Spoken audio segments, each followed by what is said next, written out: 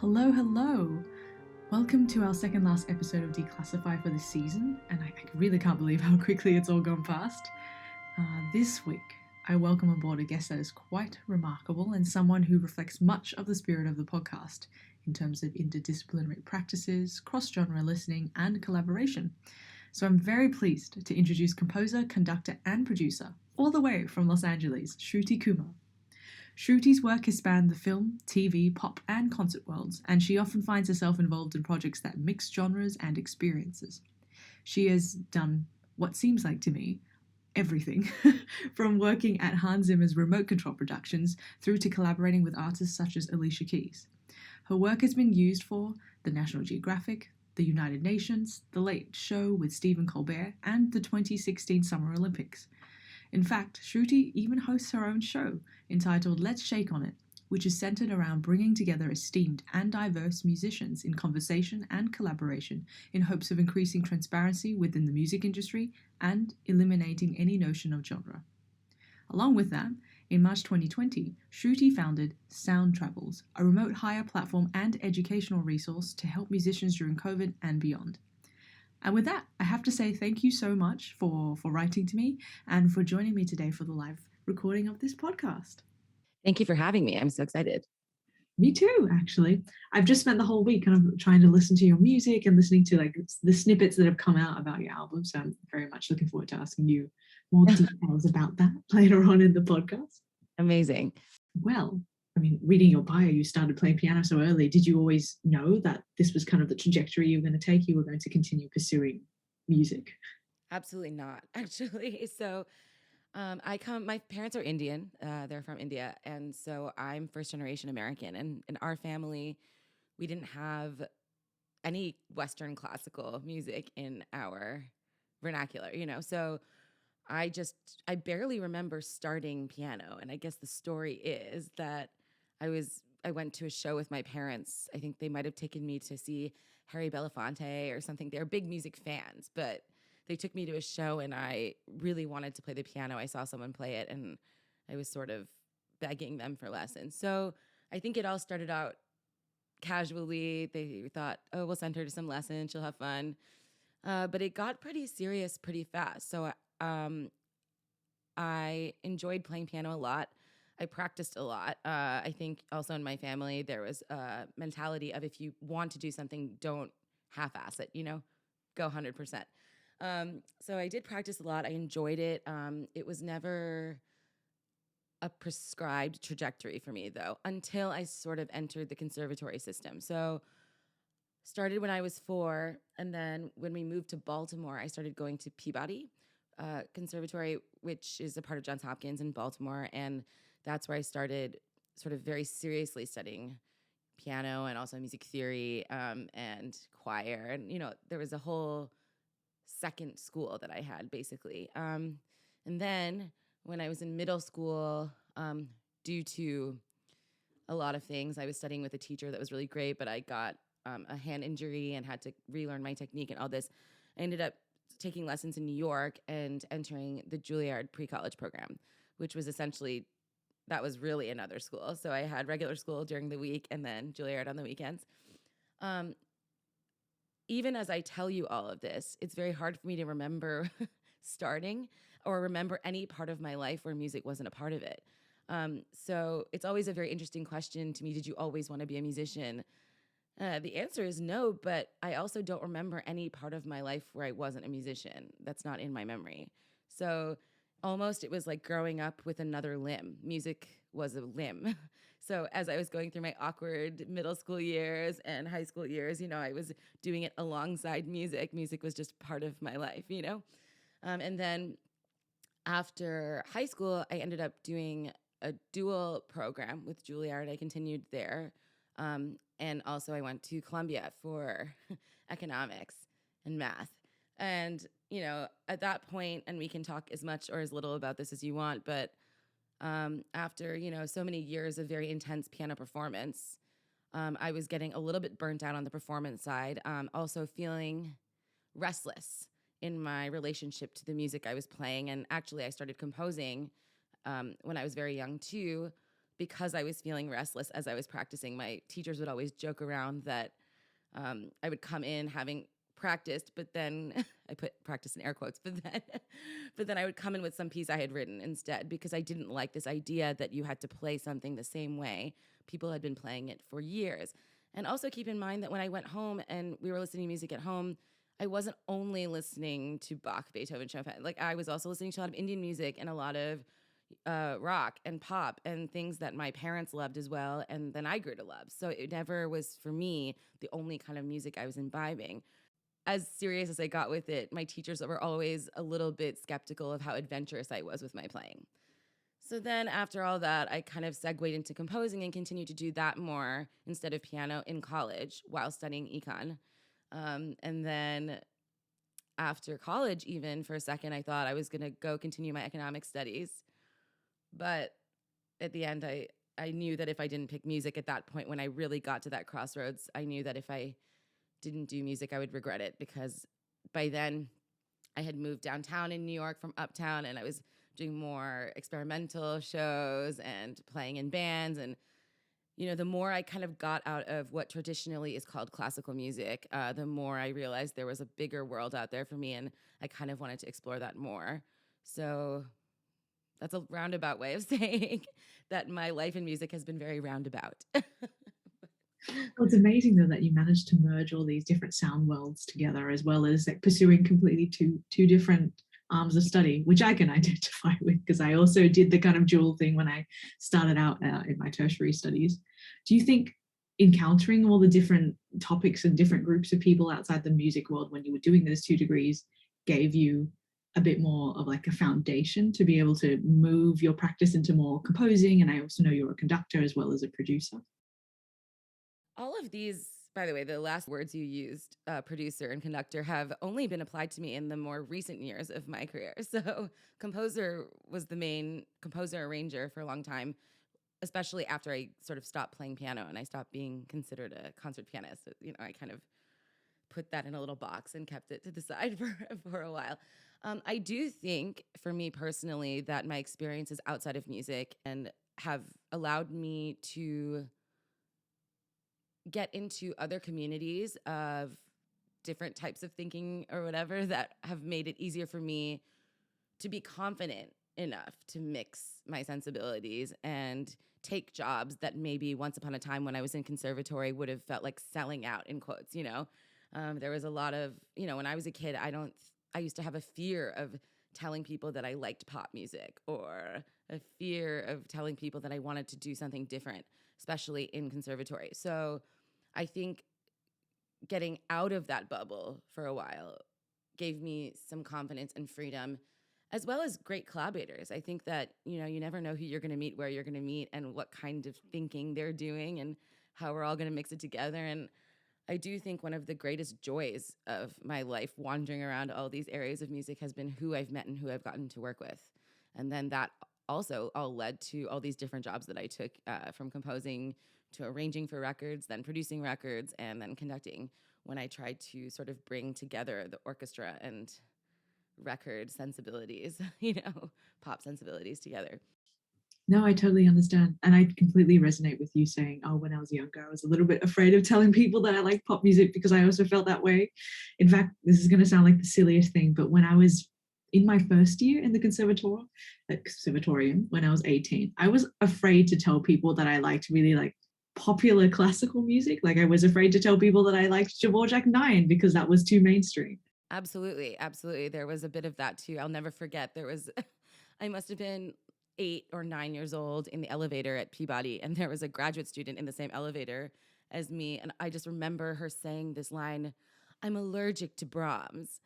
And it just struck me as being so crazy, as a little kid, hearing this much older, kind of like respected student who was in the same building as me say a sentence like that. I've never forgotten it. It just stuck with me that was this very casual thing that she yelled out in an elevator. And I was like, why? I didn't get it. I was too young. I didn't realize it wasn't cool to like Brahms. I still don't understand it, to be fair. Oh, how funny. Well, I mean, you touched on collaboration there. Is that something that was encouraged in the conservatorium system that you were in Juliet, or something you found once you stepped out into more industry and production and doing your own thing? I think it really came. So, I mean, I was a pianist. I wasn't in orchestra. So that was always something I was a little bit jealous of as a kid, that I had to be alone in a practice room for 10 hours and everyone else got to go play together. So I really did enjoy chamber music in the performing side for a while. And that was sort of when I realized also that being in a room with others was important to me. I think that was also one of the big reasons, aside from how I was performing and what I was allowed to do at the piano. I also didn't like how solitary the piano was. So, so I quickly tried to find any way to collaborate. I would write for choirs. I started composing for the groups that I couldn't be in. That was sort of my entry point into making friends there, and also getting to be around more people. So I was like, okay, if I can't play piano with these people, I'm going to write music that they can sing or perform. And I'm incredibly grateful that I had access to these kinds of groups in conservatory as a kid. I might have taken it for granted then, but having that experience of getting to work with other musicians as a composer very young has been something that I think has become a very important muscle for me to use as I wander through writing. Even now, even so, producing a lot at my computer, it's the thinking of how my musician friends would play it if they're not playing it, has become a very big part of my writing process. But I will say that collaborations have become a bigger part of my life, working on songs and producing records and live shows and, of course, film scoring. And I guess it started, now that I'm saying this, in college. I used to write a lot of theater as well. So when I was sort of backing away from classical piano and still composing, in my, we used to call secular college, but non-musical school, when at Columbia, a lot of my friends loved to write theater. They were words writers and actors and performers in that sense. So I used to write a lot of music for theater and then a lot of musical theater. And I think working in theater specifically was really the point in my life where I started to value collaboration and understand sort of the magic in it. Truly the magic of theater. I mean, the way these big shows came together, with all of these moving parts, it was sort of a rush for me, a very challenging rush. But I do think that there's a lot to learn from the theater. So after that, I went downtown after school, as we say, and I ended up, after choosing music, getting my master's at NYU in film scoring, because I thought that scoring for film was kind of a nice balance of theater, but writing more of the music, experimental music that I like to write, to a narrative story. And also getting to work with a production team. So I thought, this is kind of makes sense for me to do this, all the things I love in one job. What could be more magical than that? So I did go get my master's there, but while I was there, I started to miss a little bit of my quote unquote classical roots. And I was around a lot of players again because I was in grad school.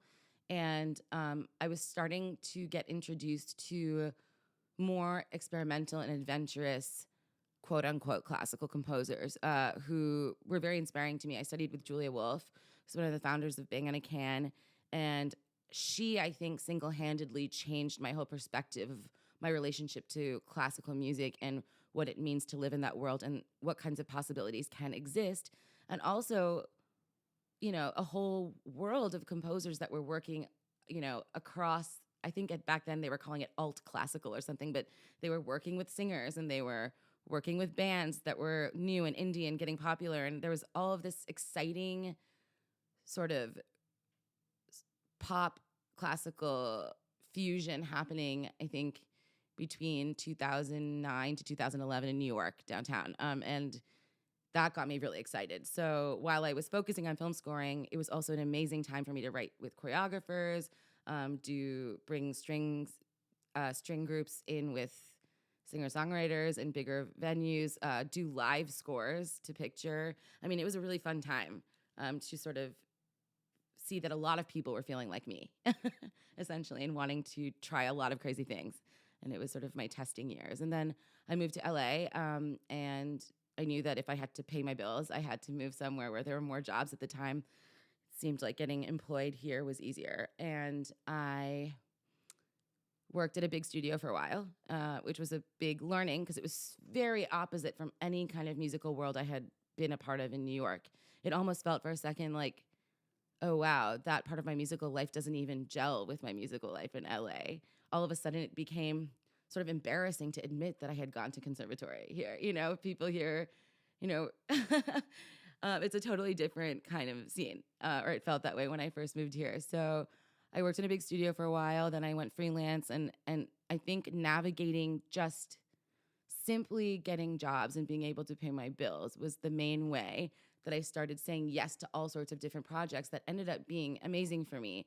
I worked at a film composer studio where I met someone who produced records who asked me to do the orchestra parts for pop records, which led me into record land, which then got me interested in producing because it all felt the same to me. I think there's a part of this brain, if you keep it open, that allows you to sort of use the same muscles wherever you go. It's all music, right? It's all writing. And I think simply out of necessity of feeling like maybe I wasn't fitting in some places or taking jobs, then I learned that I liked a lot of different things too. It wasn't so bad. So a lot of people are surprised, like, how do you manage all these different kinds of musical lives? And I'm like, to me, it kind of all feels the same. It feels like, I open up a project, my process is very much the same depending on the day, but nothing feels not aligned to me. It all feels very aligned. Yes, I know. I suppose we have a tendency to want to put things into compartments or boxes, or to make these distinctions really clear when they kind of all blend together as one big creative output. Absolutely. I think that's a huge thing in collaborations too. How we choose who we work with. A lot of people feel like, oh, they're too different from me. We can't make music together. And so much of my life in recent years has been to prove that wrong. I'm like, wow, the more different someone's background is, the more different their musical sensibilities are, the more exciting the collaboration is. And imagine what you can make. A lot of people are very scared to mix certain sonic sounds together, and also scared to get out of their comfort zone. And I learn something incredible every time I make music with someone I never have made music before. No, it all makes sense, because having now listened to a lot of your music and looked through all your repertoire, it's all really diverse in terms of, I suppose, if we're going to talk in traditional terms, in terms of genre or instrumentation, but there's still a thread through it.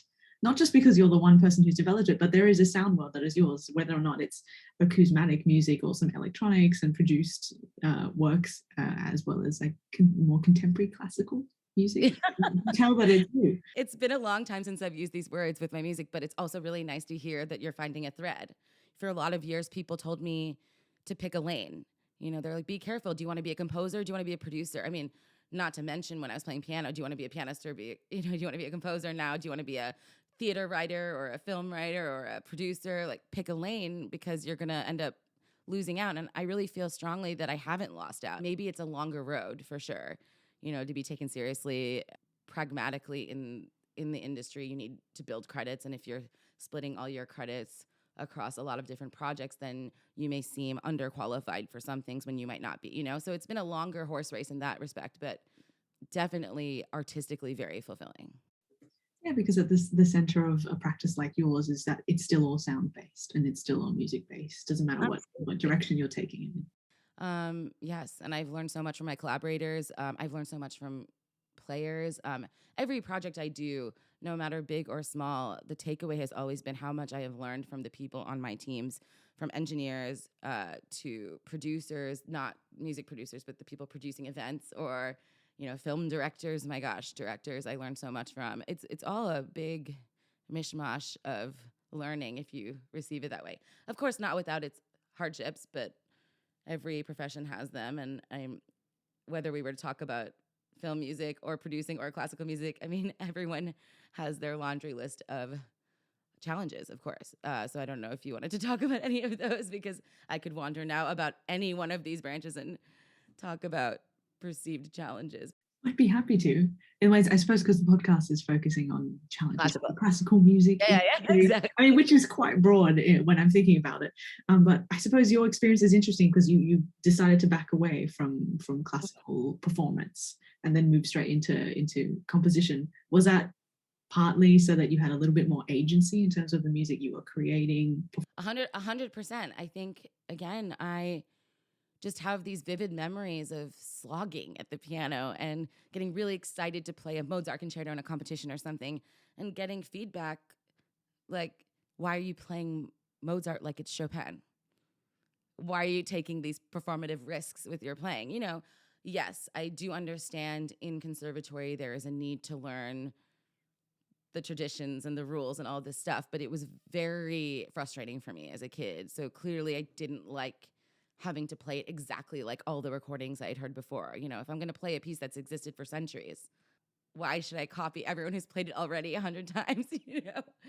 What am I providing? What am I bringing to the table? Just playing it the same way as everybody else. It felt very illogical to me, actually. It's like, what art is in this? Now, of course, there's a magnificent amount of art in it, and a lot of hard work. But I think that was just the moment. Those were the moments, rather, where it was clear that writing new music that I could play in a different way was kind of my way out of that. So I still live at a keyboard every day, but yes, I have more agency over the sounds I can make. And in general, I think a lot of the music I write is very driven by trying to stretch sound as much as possible. What kinds of sounds can we get today? How do we test the limits of our listening today, But in regards to backing away from classical music, I never felt this is interesting because I don't often think about it chronologically like this, but I never felt a specific break. But I do describe it as I broke up with classical music and now I've come back to it, But I don't remember a moment where it was like, this isn't happening for me anymore. It kind of just happened gradually as other musical projects started to outweigh my piano performance. But interestingly enough, in recent years, I felt very nervous, as I went into film scoring and production or whatever, to even approach my classical communities again. I sort of felt like, okay, I had broken away and nobody would wanted to be seen with me. I had this like internal dialogue being like, I made my choice, that's it. Totally not true, because as it turns out, in recent years, doing live performance especially and starting to conduct, it's gone full circle. I'm back in touch with a lot of my friends from Juilliard who are now, a lot of them in LA, playing in scoring sessions. And I feel like the younger generations are really much more open in a way that I didn't learn that they were when I was sort of doing my own thing in LA. But now everyone's doing such amazing, incredible things. There's a little bit more institutional backing for experimental, quote unquote experimental. Now, I'm saying not totally traditional work and projects. So it feels like there is a growing, exciting community of people really pushing the needle forward in the classical conversation. But yes, the word classical, every time I'm saying it out loud now, I don't want to be misrepresenting what I'm saying because it's a tricky word, right? As you know, the word classical has many meanings for people depending on where they're coming from and what their association is with it, which I think is one of the big problems, is the definition of the word classical, actually. And it's a two-pronged issue because it's a creator issue and it's an audience issue. I talk about this a lot with my friends here as we're trying to make this music that we make, quote unquote, more accessible. And that's not, I think we put too much weight on the writing. We're not giving listeners enough credit. I think a lot of us feel like to make our music more accessible, we have to change our sensibilities. I more think we have to change our definitions of what we're calling classical and make events that are more accessible to wider audiences. I do think since larger institutions play a big role in how classical music is handed out to the world, there's a lot of it happens with curation and, what these classical, quote unquote, classical umbrellas are hosting under their umbrella and how they're programming it so that younger audiences or any audience really should feel like they're not going somewhere where they're not welcome. I don't know if I'm making sense now, but it's a very complicated, multi-tiered issue, and that's why I often avoid using the word classical. Even when you release music now, it's almost impossible on distribution to, in your metadata, put classical music in because it's such a contentious genre for streaming services even, so because like nobody knows what to do with it.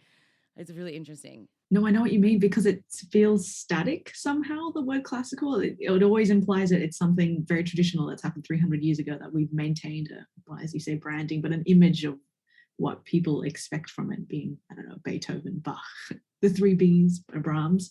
And it doesn't feel as dynamic as it actually is, because there are so many living practitioners, whether they're performers or composers or conductors. For our first intermission is the first of Shruti's singles for her album, Nodding Terms. This is the work Salt, produced and composed by Shruti and features the London Contemporary Orchestra, conducted by Hugh Brunt. The work is driven by many takes on defining the term salt as an abundant edible crystal compound, an adjective once used to mean lustful, now taken as down-to-earth, coarse, embittered, or sassy.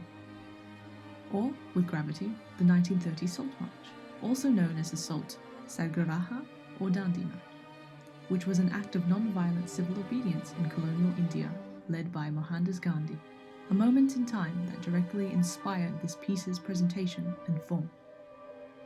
For more information about the work, and for the full list of credits for performers and artists, please refer to the podcast description.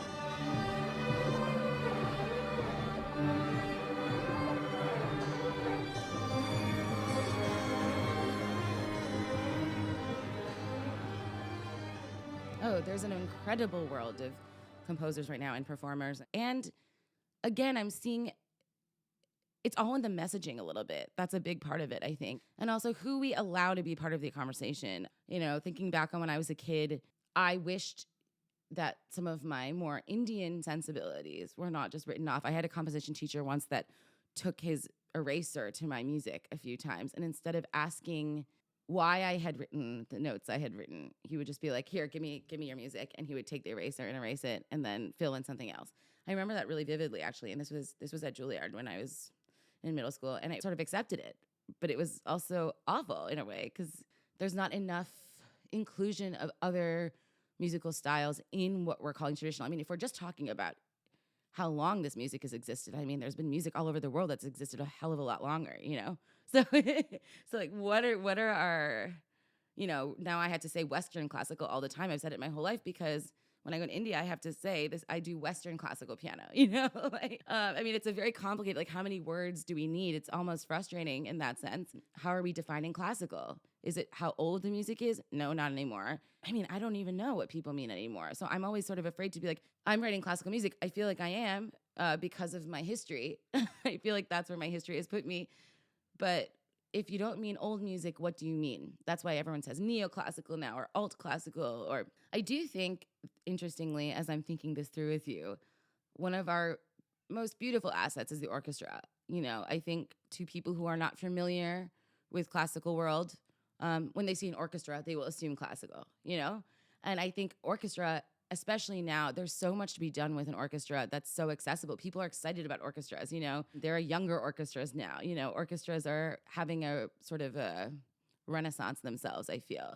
And doing, you know, even if you look at some of our bigger orchestras in America, the programs and the calendars are just wildly different from what they were even 5 years ago. I think it's really important, though, that we start including musicians from all musical backgrounds to perform their work in these institutions and homes, because that in and of itself is erasing any kind of assumption of what kind of a musician someone is. And I think this definitely, I would be remiss to not point out racial implications here. Just unnerving. I think in the UK, Nitin Sawhney, I'm sure you know who that is. He wrote this amazing, I think it was actually a thread of tweets, but but I'm not sure, about how he always felt like he had to prove that he was a classical pianist, you know, and it's something that I'm not always comfortable talking about. I was definitely the only Indian at Juilliard at the time I was there, maybe one of two. Never thought about it, never addressed it, kind of just ran with it. But there are a lot of assumptions that are being made in the classical world or from people outside. I can't tell if it's how the classical world is and it's projecting and then other people are running with these assumptions, or if it's, you know, we can't tell anymore. But I think there is a big, big responsibility on us right now, if we have the power to do it, to make sure we are programming diverse musicians. And I don't just mean that race and gender wise, although I firmly sort of believe that if we expand the kinds of music we allow in our institutions, it will inherently, hopefully, be diversifying the artists involved across races and gender as well. So these are very loaded topics, and I feel like I'm saying a lot of crazy words in one sentence, but I do really feel that way. I mean, I think programming and platforming and messaging, and also from the artistic side, not being afraid of mixing sounds and mixing genres. I have a radio show where I bring in two artists from very wildly different musical backgrounds. So like maybe somebody's known to be an EDM DJ and somebody else is known to be a violinist. And I bring them in conversation together, and then at the end we make a track together. And at the beginning of the conversation, they're like, we would never have worked together. And then by the end, we make something really cool together, you know? So it's just kind of proving or dispelling the notion that we have to stick in our lane. I think getting out of our lane actually is the way to make, especially the classical world, a little more quote unquote accessible. Again, all these words they're already frustrating me. You know, I'm sure you have this too. Like when you talk about classical music, it makes your mouth hurt a little because of all the problems. I feel like I have to justify everything I'm saying now. It's like, and I don't mean it like that. I mean it like that, you know? And it's crazy. It's like, why can't it just exist? I guess when we bring the word classical into the conversation, it always becomes a little more dense. Just thinking back on my own life in conservatories, which was a significant amount of time, really shaped my own relationship to my own music. You know, I had to also leave classical world to embrace the music that I liked and wrote, because those institutions didn't teach some musical sensibilities that I also grew up listening to, different stuff that I liked that was sort of dismissed in my conservatory instead of discussed. I think it should be discussed, not dismissed. And that's why I teach now. I teach students and I love it. One thing I'm big into is making sure that when my students bring in music, I never say anything's wrong. I always ask why. I feel like people should be emboldened to make whatever art they want to make. It's their expression, but they have to be able to explain their choices, at least when you're teaching, because we have to learn why we're doing the things we're doing and learn the fundamentals. So I'm not saying abandon all rules, but I'm saying never teach them in a way that's implying that a student is wrong. I think that's really damaging and something that happens a lot in classical conservatory and in training. We're told, oh, you know, we're so afraid of making mistakes. I always joke, all I want to do is be able to improvise with my friends. I'm so jealous of my jazz friends, you know? And I have this paralyzing fear to this day of playing a note that doesn't sound good, you know, when I'm improvising. These things were so ingrained in us, you know, this is wrong, this is right. I think that is a very damaging thing for an artist. And I have to think at some point back, hundreds and hundreds of years ago, it wasn't like that. They were all messing around too, right? So at some point down the line, somebody decided this is where we stop making this is where the rules end, and this is where we start teaching them forever, and we're never going to like mess around again with music. I mean, you have to wonder where that started too. When was the deciding point? From this year and backwards are the rules that we're going to teach forevermore. I just don't understand. No, I don't understand either, because it like sets such an untouchable bar. And maybe it like goes back to what you mentioned before. You talked about, oh, do I need to play Mozart the way I've heard in all these recordings? Maybe because we're confronted with this like massive library of perfect recordings of classical music that set the bar, and we feel like we need to replicate that. But who decided that was perfect? I get it. There's a lot of amazing historians that have studied how the pieces were originally performed. But as a composer, actually, even in my record that I'm making now, or about to release rather, it feels like I'm still making it, but it's done. I have realized that I really enjoy writing pieces that can be interpreted multiple ways by players. And this may be directly correlated to my own experience as a player. But the notes in the scores and the expressions are all meant to be interpreted in multiple ways. So I want the performer to also be a part of the life of the piece. And I don't want it to exist in perpetuity as the same thing over and over again. It's been fun to engage.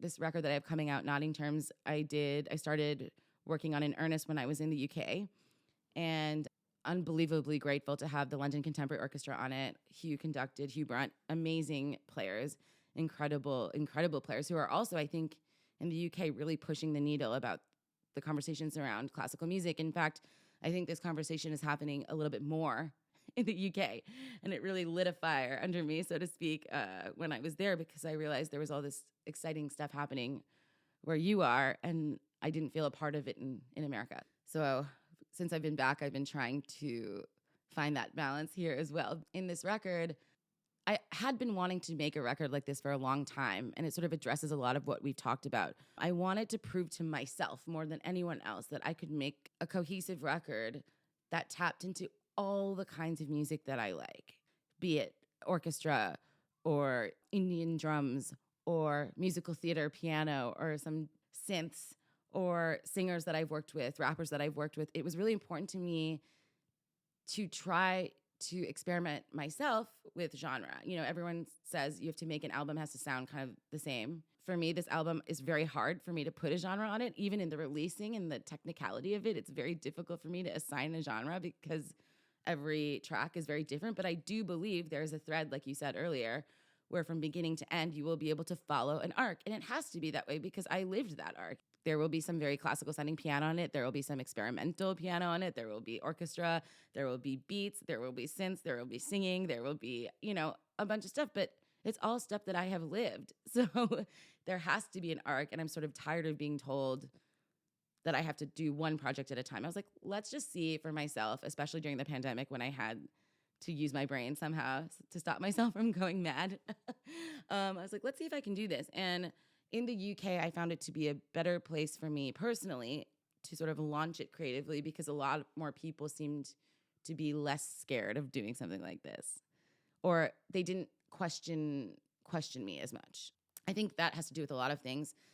In America, or the US rather, I shouldn't say America, there's less funding for the arts. So I think everything is there's a lot more red tape here, and that also leads to a lot of risk aversion in institutions and in creating art and funding it.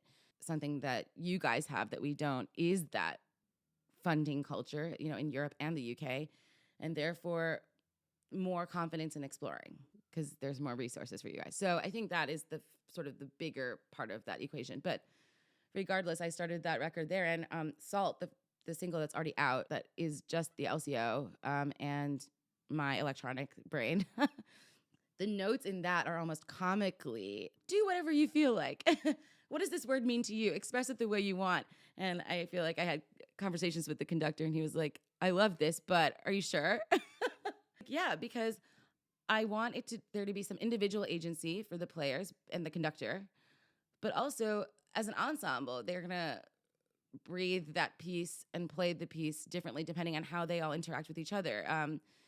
I wish I could show you the score, but we're just talking. So, but of course I have some more technical expressions in there, but a lot of the notes are this phrase, play emphatically or timidly or in protest or, and that could mean so many different things. People communicate verbally so differently.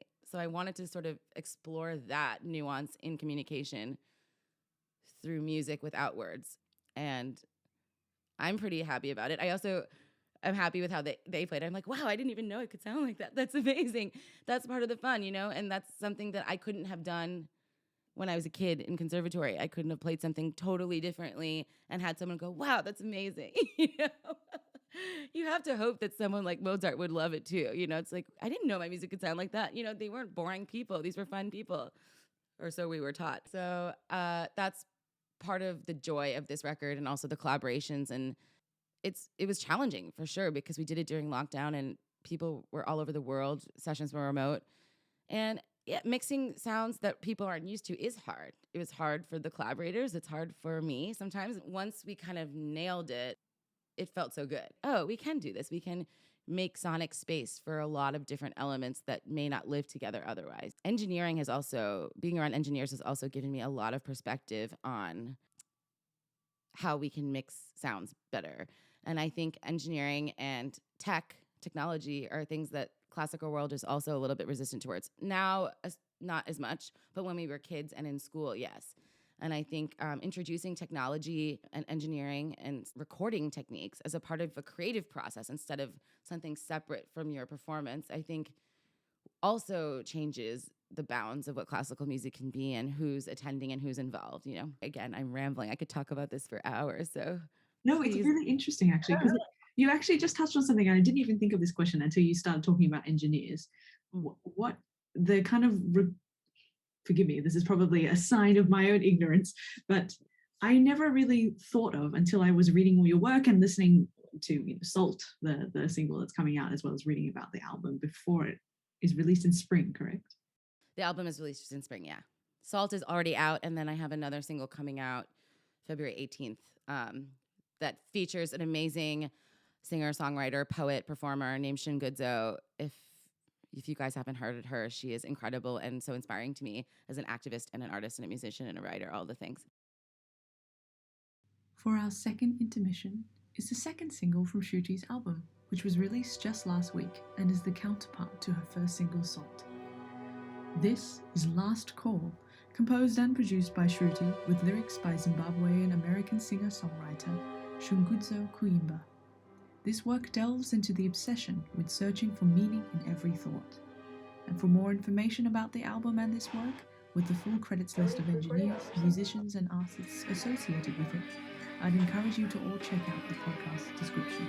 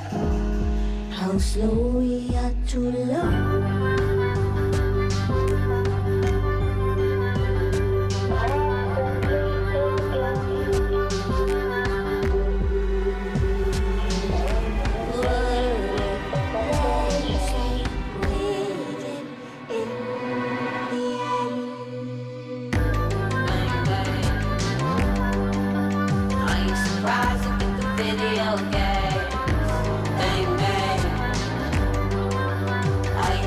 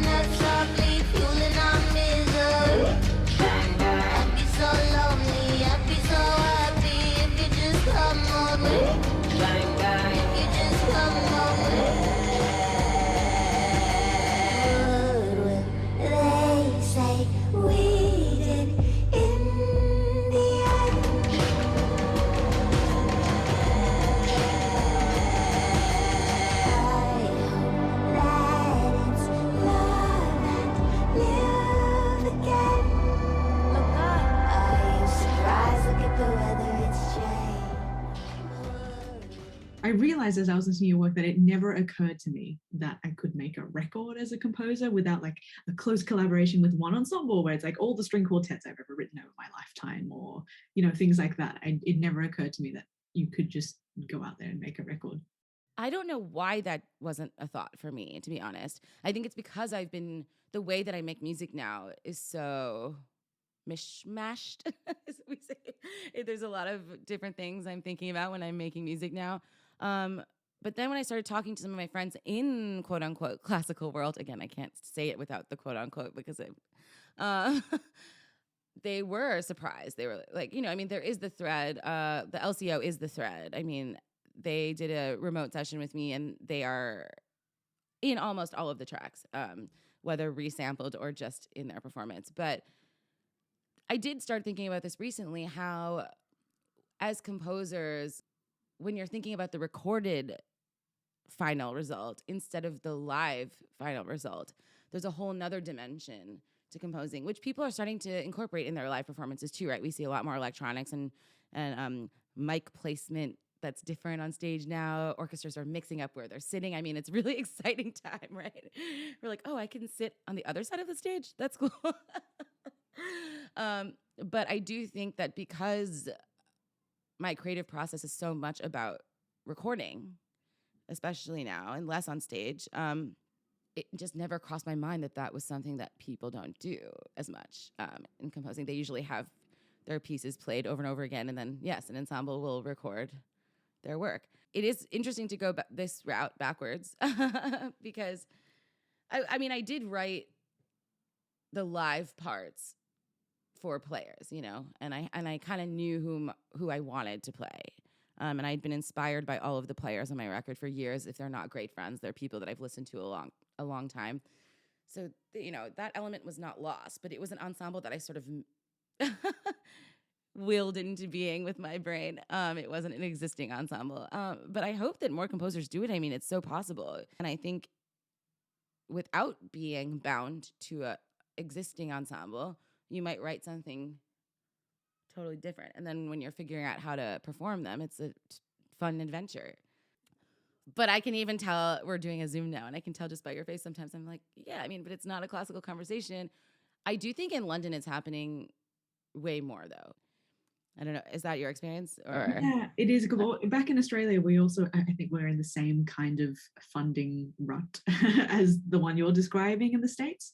And also it's very conservative. It's a big country with only a handful of orchestras and things, because everything is spread apart geographically. So we don't really have these kind of centers for art. So anything in the experimental scene is kind of in the fringe in the big cities. And then there's not very much funding for it. And then when I moved to the UK about 2 years ago, I was also surprised by that. They have so many new music festivals, and also the proximity to Europe means that there's a lot of even more new music festivals or places where it's totally normal to mix disciplines, which in a way it should be, because it's all art as opposed to different boxes of art. I have some really good friends from graduate school who went to Sydney Conservatorium. And I remember when I first met them, and these are dear, dear friends of mine, they got to NYU and we went to go to Carnegie Hall to see Bang on a Can, or a piece by Julia Wolf. And I was so excited by it. And my friends who were just newly out of the Sydney Conservatory experience could not wrap their heads around it. That everything they wanted was so traditional. And it's funny because I felt like I had my time to sort of become more adventurous, and they had just arrived and they were so traditional. There's no other word for it, but now they've really, leaps and bounds away from where they were. Yeah, totally. But I do remember that. I was like, wow, I had no idea. And what another thing was, I was very lucky, and I moved to Paris first, so I did some music study in that city, which in my mind I imagined it to be really traditional for some reason, because that was where the Paris Conservatorium is, and they study harmony rigorously, which they do. I won't take that away from them. But at the same time, they encourage so much collaboration between different departments, really weird ensemble combinations, and forced us all to work together. So there was an understanding that you could, as a musician, work with a composer, which was something I was lacking in Australia. And then at the same time, they have AirCam, which is in the middle of the city, which is all the music tech development and things like that. And there's space for experimenting and developing and making mistakes in a way that I didn't have at home.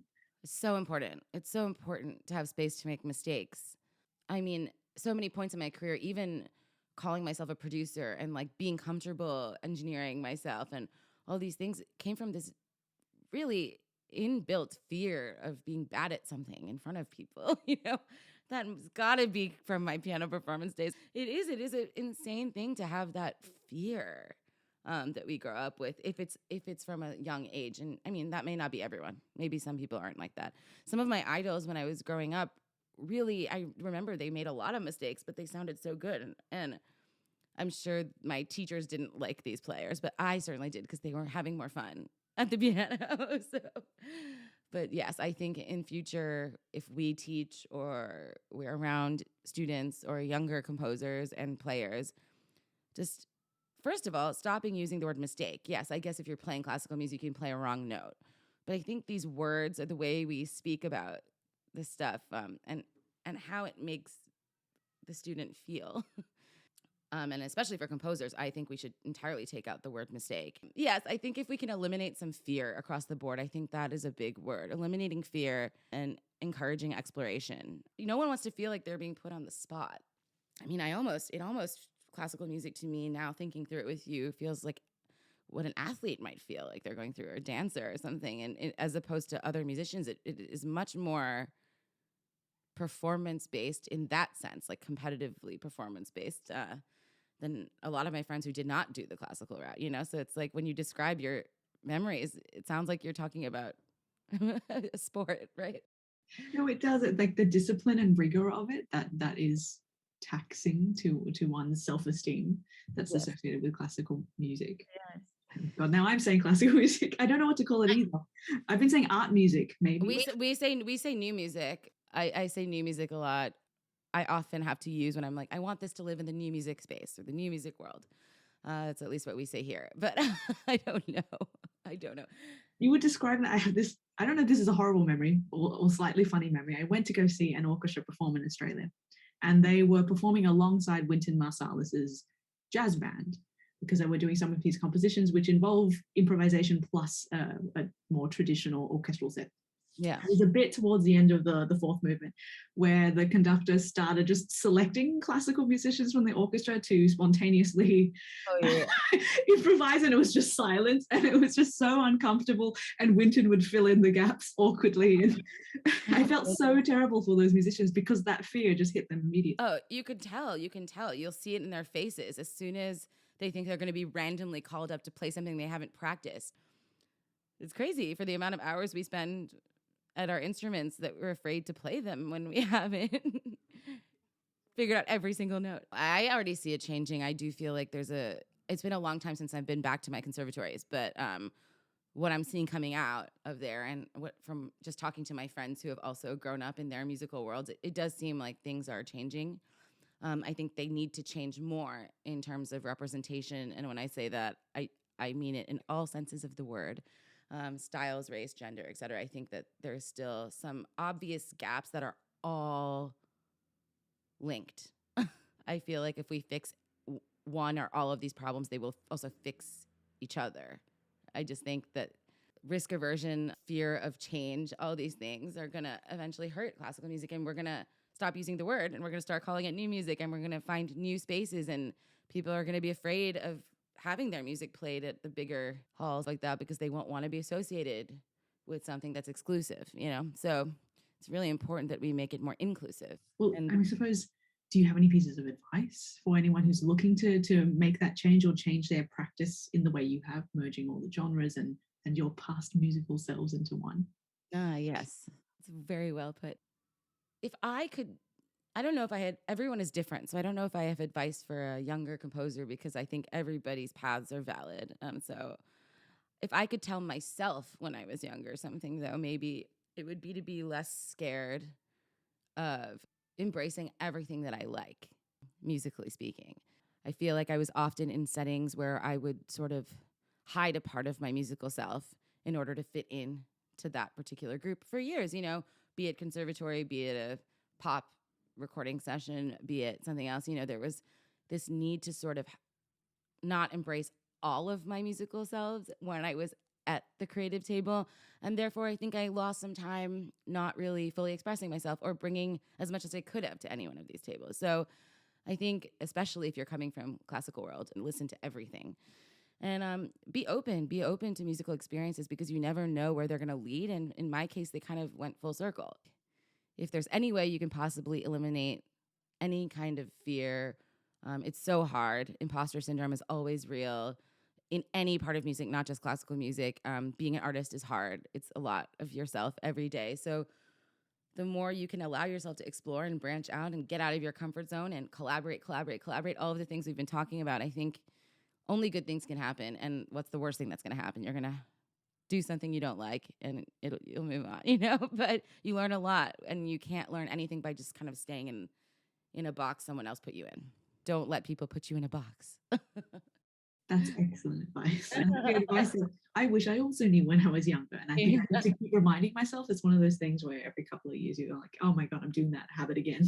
It will continue to be that way. Probably that's just part of the gig, but it's important to remind each other, and also just, community, what you're doing now with your show, encouraging discussion, bringing people together. More people are aligned with you than you think, especially in the music world. So reaching out to people, sharing experiences, making music together. These are things I think for a long time, actually coming from conservatory, I was afraid to write in the room with someone else. Maybe that's because I was so used to practicing piano by myself all the time, or composing by myself and then going to the rehearsals. So it took me a long time to get comfortable being in a studio with someone else and playing and writing together. And it is the best thing I've ever done. I'm so grateful that I can do that now. Again, these are things that if we can tell ourselves younger to be more open to and adventurous with, get in the room with someone else and try to make something with them without, you have to be not perfect all the time. You cannot be writing something and feel like you're 100% nailing it the whole time. So do that with someone else watching. Get out of your own head. Yeah, all of these things. You build your own community through collaborating. 100%. I say thank you so much. Like, it's given me so much to think about, and you're like so full of energy. So you've woken me up, which is amazing. And I should quickly mention to everyone to listen out for your album when it drops. Amazing. Thank you for having me. It was a real pleasure. I love getting a chance to think about this stuff over and over again. And really, thank you so much for being on. It's always a joy for me as well. And to everyone out there, if you wish to check out more of Shruti's work and upcoming album, do check it out at the link below and take a listen to the 2 singles in full if you can. Thanks again to everyone who's listening, and I will catch you all next time for the season and the series finale.